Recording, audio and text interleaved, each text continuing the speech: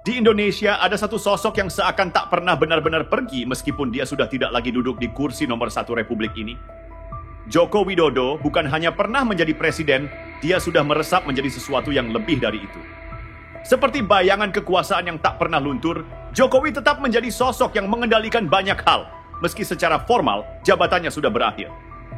Hal ini bukan cuma soal popularitasnya yang masih bertahan. Jokowi itu seperti roh yang terus menghantui tak hanya para pendukungnya tetapi juga para pejabat yang seharusnya sudah move on dengan masa pemerintahan baru. Bahkan orang yang diangkat jadi presiden, Prabowo Subianto, yang sekarang duduk di singgasana itu pun tak bisa lepas dari bayang-bayang Jokowi. Seakan-akan meski Prabowo yang memimpin, semua langkah dan keputusan politik tetap dipengaruhi oleh sosok mantan presiden itu. Bukannya bebas, malah lebih kayak perasaan terikat, entah dengan janji politik, atau lebih tepatnya pengaruh yang tersisa di sekitar Jokowi. Kenapa hal ini bisa terjadi? Apa yang membuat seorang mantan presiden tetap punya kekuatan lebih besar dari presiden yang sedang menjabat? Ini lebih dari sekedar masalah penghormatan atau loyalitas semata. Ini soal pengaruh politik yang begitu mendalam yang telah tertanam di seluruh lapisan pemerintahan dan masyarakat. Jokowi, meskipun sudah tidak lagi memegang jabatan tertinggi, punya kendali yang jauh lebih luas daripada yang seharusnya. Jokowi mungkin tidak lagi bisa mengeluarkan kebijakan langsung, tidak lagi duduk di sidang kabinet, atau merancang undang-undang. Tapi pengaruhnya tetap ada. Cara dia membangun citra diri, cara dia mengelola isu-isu publik, dan yang paling penting, cara dia mengatur permainan politik di balik layar, semua itu masih terasa. Para pejabat yang dulu di bawahnya, atau bahkan yang sekarang berkuasa, masih cemas dengan keberadaan Jokowi. Ini bukan masalah janji atau kedekatan personal, tapi lebih kepada kekuatan yang dimilikinya untuk memengaruhi langkah-langkah politik, baik yang tampak di depan publik maupun yang tersembunyi. Dan satu hal yang semakin jelas, Jokowi itu sangat paham bagaimana memainkan permainan ini. Dia tahu kapan harus muncul di depan publik dengan wajah ramah, kapan harus diam dan tidak memberi komentar, dan yang lebih penting, kapan harus tetap berada di belakang layar agar pengaruhnya tetap terjaga. Ini bukan sekadar tentang menjadi presiden. Ini tentang membangun jembatan kekuasaan yang kuat, yang bisa dia jaga meskipun dia sudah tidak lagi berada di kursi yang dulu. Ini adalah salah satu alasan kenapa kita sering melihat Jokowi seolah-olah masih aktif dalam politik meski secara resmi sudah lengser. Kita lihat banyak orang yang datang ke rumahnya di Solo, bukan untuk sekadar bersilaturahmi, tapi untuk mencari dukungan, legitimasi, atau bahkan petunjuk arah politik. Ada ribuan orang yang datang seolah-olah Jokowi masih punya pengaruh seperti saat dia memimpin. Bahkan lebih dari itu, banyak pejabat yang tidak bisa melepaskan diri dari bayangannya. Ini adalah fenomena yang terjadi di negara yang katanya sudah menjalankan sistem demokrasi. Tapi yang kita lihat malah sebuah sistem yang berputar di sekitar satu sosok yang sulit dilepaskan, bahkan setelah dia secara resmi mundur dari panggung politik. Jokowi telah berhasil menjadi pemain utama dalam politik Indonesia, bahkan tanpa perlu duduk di posisi yang paling tinggi sekalipun. Bayangkan kalau ada sosok yang seperti itu, yang terus mengendalikan segala sesuatu di balik layar, yang setiap gerak-geriknya diperhatikan, tapi tidak pernah benar-benar mengungkapkan niatnya secara terbuka. Bayangannya ada di mana-mana. Dari keputusan-keputusan partai, sampai pembicaraan di ruang-ruang kabinet, Jokowi seperti tidak pernah benar-benar pergi. Lalu kita harus bertanya, siapa sebenarnya yang memegang kendali? Apakah ini berarti bahwa kita terjebak dalam politik bayangan yang seharusnya sudah selesai? Kenapa Jokowi yang sudah pensiun masih punya daya tarik sebesar itu? Jawabannya sederhana, karena kekuasaan yang dia bangun bukan hanya lewat jabatan, tapi lewat jaringan, citra, dan pengaruh yang tak kasat mata. Bahkan setelah tidak lagi menjabat, kekuatan itu tetap ada dan mempengaruhi arus politik. Dan lebih buruknya lagi, membuat kita sebagai rakyat merasa bahwa perubahan yang sejati masih jauh dari jangkauan. Maka yang terjadi di sini adalah sebuah kegagalan sistemik. Sebuah sistem yang memaksa kita terus hidup dalam bayang-bayang masa lalu, di mana masa depan seakan terjepit oleh permainan politik yang terus berputar di sekitar sosok yang seharusnya sudah purna tugas. Ini bukan cuma soal Jokowi, tapi juga soal bagaimana kita sebagai bangsa masih bergantung pada tokoh-tokoh besar yang entah kenapa, meskipun sudah tidak punya jabatan, pengaruhnya masih bisa mengendalikan nasib kita. Jokowi itu udah lama dijuluki The King of Lip Service oleh mahasiswa UI. Gelar ini bukan tanpa alasan. Di mata banyak orang, Jokowi adalah master dalam bermain kata, berjanji di depan publik dengan janji manis yang hampir selalu tak terwujud. Selalu ada rencana besar yang diumbar, tetapi ketika dilihat dari hasilnya, seperti cuma omongan kosong. Politik seperti ini yang akhirnya bikin banyak orang skeptis, bahkan mencibir. Tapi yang menarik adalah, meskipun demikian, Jokowi tetap bisa bertahan, tetap bisa mengatur jalannya politik Indonesia, bahkan setelah dia tidak lagi duduk di kursi presiden. Gelar King of Lip Service itu nggak salah, karena dari dulu Jokowi memang ahli dalam memainkan kata-kata. Seakan-akan semua yang dia ucapkan begitu penuh makna dan harapan, tapi kenyataannya seringkali hanya sampai di situ. Janji-janji besar tentang pembangunan, tentang pemerataan ekonomi, tentang menyelesaikan masalah-masalah besar bangsa, akhirnya banyak yang terbengkalai atau malah dilupakan begitu saja. Tapi anehnya, meskipun banyak yang kecewa, Jokowi tetap dapat tempat di hati rakyat. Mengapa begitu? Karena dia tahu banget cara memainkan citra diri. Jokowi itu nggak cuma presiden biasa. Seiring berjalannya waktu, dia semakin menguasai seni pencitraan diri. Di era digital yang serba cepat ini, dia sadar betul bagaimana membuat dirinya tetap terlihat bersih dan populer. Lewat media sosial, lewat foto-foto keluarga yang tampil harmonis, atau dengan melakukan kunjungan ke daerah-daerah yang dianggap penting, yang hasilnya nggak pernah tuntas. Ini seperti permainan yang selalu dia menangkan. Media dan rakyat pun dibuai. Meskipun realitanya jauh dari yang diucapkan, yang dilihat orang adalah penampilan dan gaya Jokowi. Tapi setelah dia lengser, fenomena ini justru semakin terasa. Jokowi bukan lagi presiden, tetapi dia masih hadir di mana-mana. Seakan-akan menjadi figur yang tetap punya kuasa atas banyak hal. Rumahnya di Solo menjadi seperti tempat ziarah bagi mereka yang mencari restu politik. Bukan hanya orang biasa, tetapi juga pejabat-pejabat tinggi dan elit politik yang datang mengunjungi, seolah-olah ingin mendapatkan semacam legitimasi atau arahan dari sang raja bayangan. Itu baru pertama kali kita sadar. Meskipun Jokowi udah turun dari kursi, pengaruhnya malah makin terasa. Dia bukan hanya sekadar mantan presiden, tapi simbol kekuatan yang tak terlihat yang bisa menggerakkan banyak hal tanpa harus tampak secara jelas.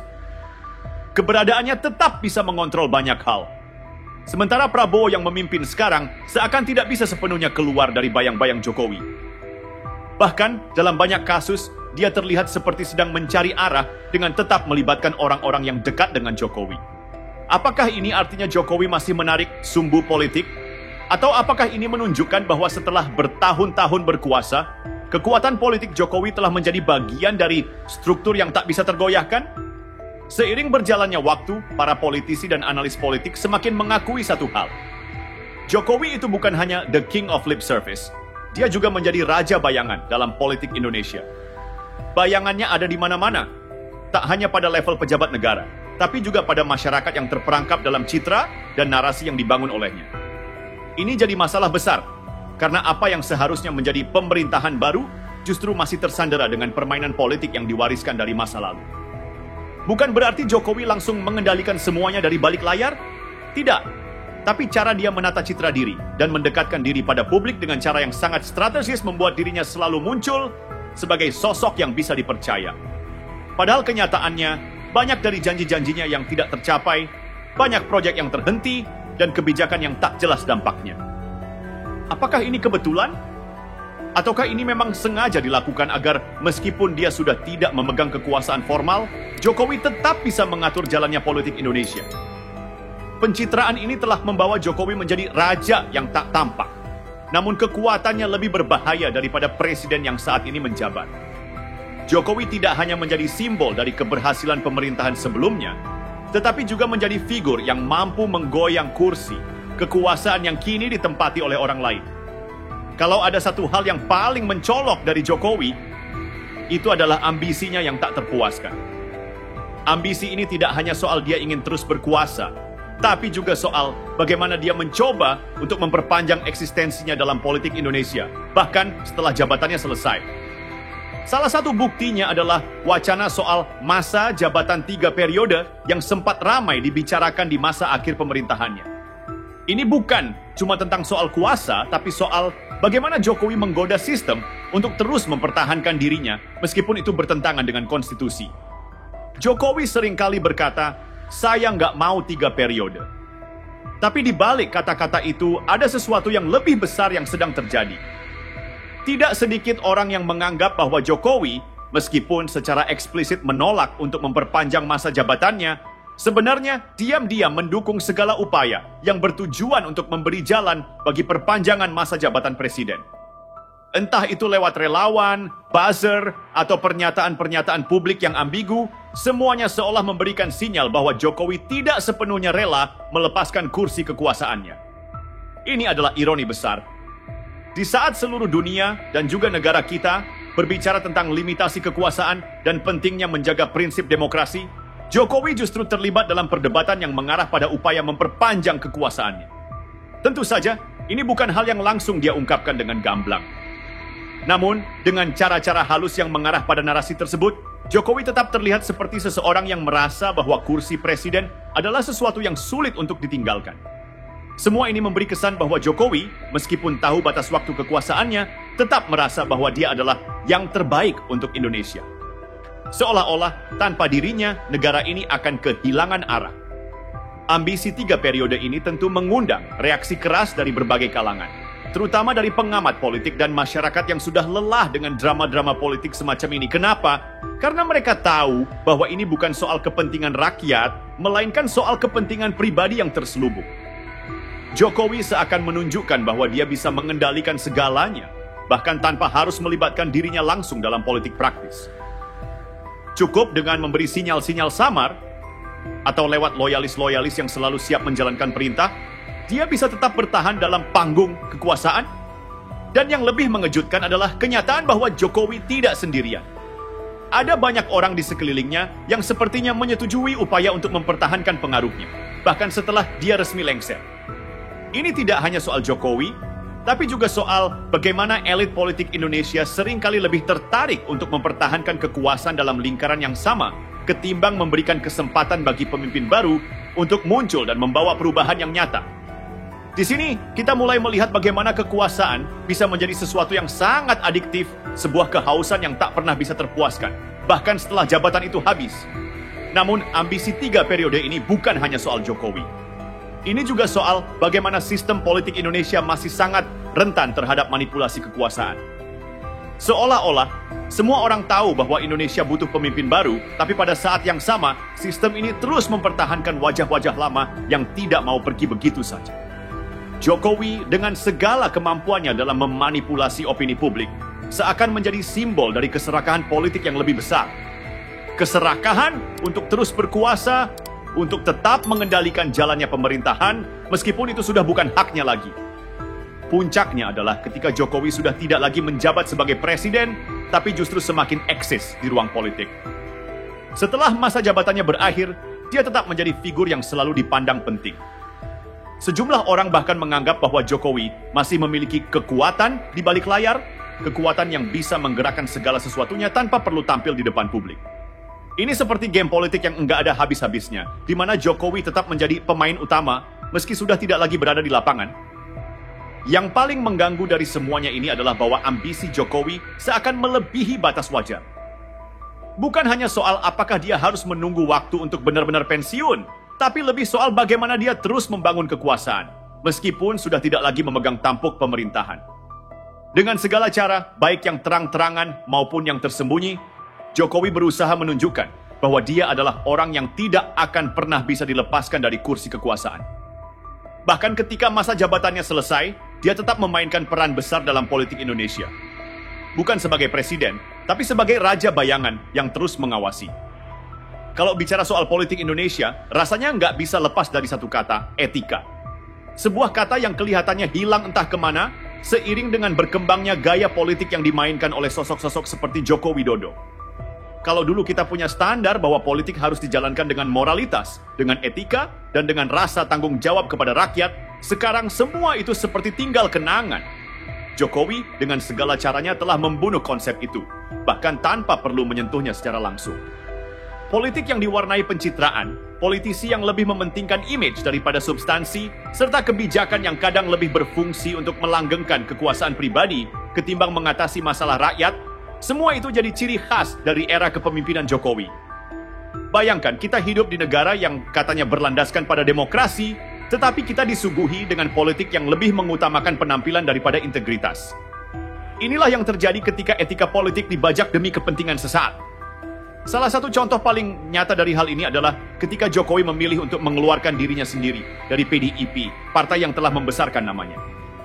Banyak yang bilang ini langkah berani, mungkin langkah yang tepat untuk menunjukkan bahwa Jokowi sudah tidak terikat dengan struktur lama. Tapi lihat lebih dalam, dan kita akan sadar bahwa ini lebih dari sekadar keluar dari zona nyaman. Ini adalah taktik, sebuah permainan politik untuk menciptakan citra sebagai sosok yang berani mengambil langkah besar. Meskipun kenyataannya langkah itu lebih banyak untuk mempertahankan kekuasaan dan relevansi politiknya di tengah persaingan yang semakin ketat. Tentu, keputusan ini bukan tanpa dampak. Di satu sisi, banyak yang memujinya sebagai langkah yang menunjukkan independensi. Tapi di sisi lain, ada juga yang melihat ini sebagai bentuk dari pengkhianatan terhadap ideologi dan prinsip yang seharusnya dipegang teguh oleh seorang pemimpin.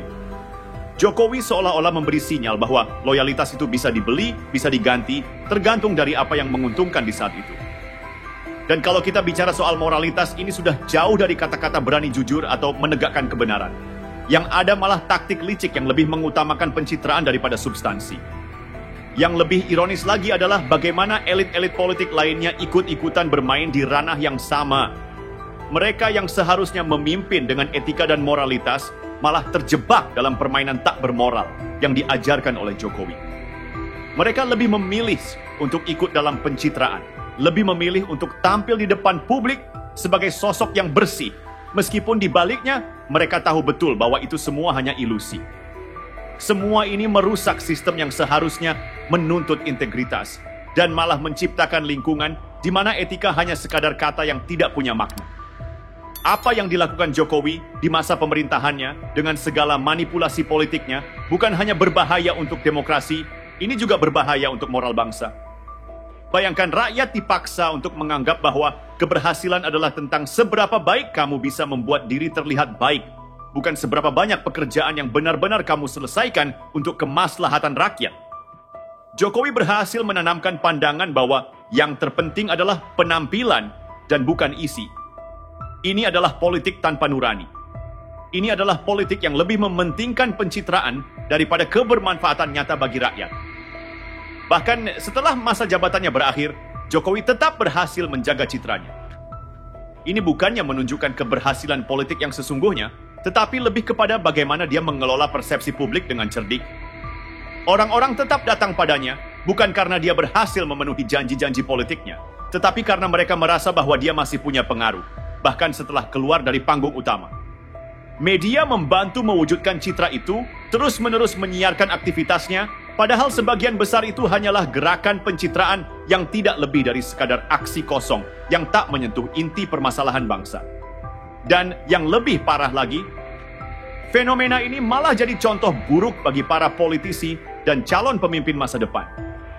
Mereka akan merasa bahwa yang terpenting adalah tampil sempurna di depan publik, berbicara dengan penuh janji, dan memainkan strategi manipulatif untuk tetap berkuasa. Di mana etika di sini? Di mana kejujuran? Semua itu tenggelam dalam pusaran pencitraan yang tidak pernah berujung. Jokowi, dengan segala kemahirannya dalam mengatur citra, telah membuat rakyat terperangkap dalam permainan politik yang mengabaikan esensi moralitas.